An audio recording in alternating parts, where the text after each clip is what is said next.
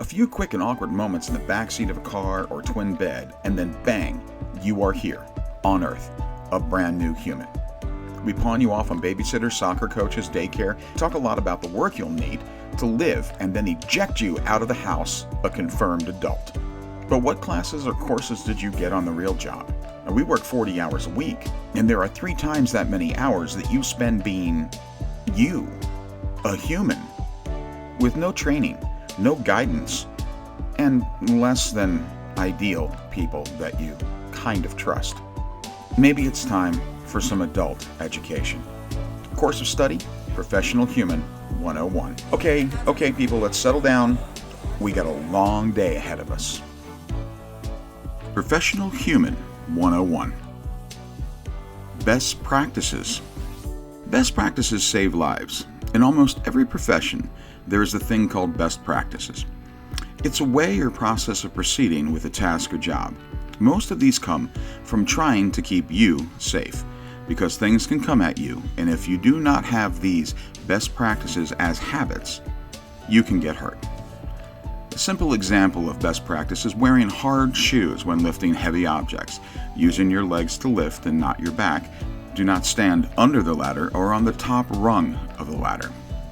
In our lives today, things can come at us all the time, out of nowhere, and they can hurt us, derail our day, affect our mood, and send us in some wrong direction towards an unwanted outcome. Most of this comes from news, social media, and in general, the non-stop stream of input we have to filter and deal with.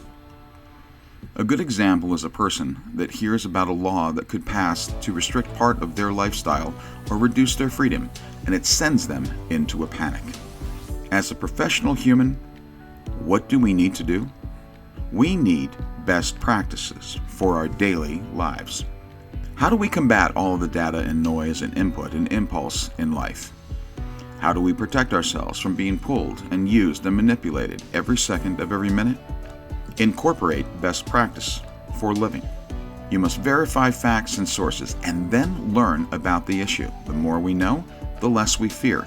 Often these things come secondhand or are posts on social media that are at best half-truths.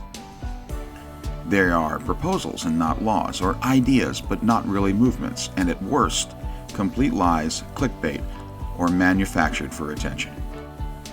There is a juggernaut of noise out there demanding your attention, and if you give it blindly, you will be in a constant state of panic, anger, confusion, and exhaustion, the very opposite of being a professional human, which in any job or trade or situation is the best way to get hurt. Best practice number 1 is to assume that all data is raw when you first hear it, unchecked and unverified.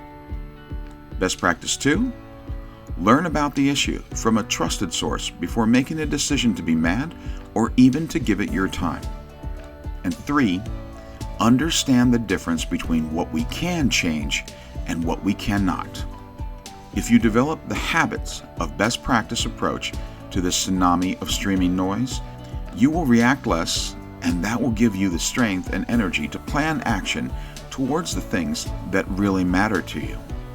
Best practice number 4 is to live as if you have the job of a professional human, informed, non-reactionary, and protective of your energy.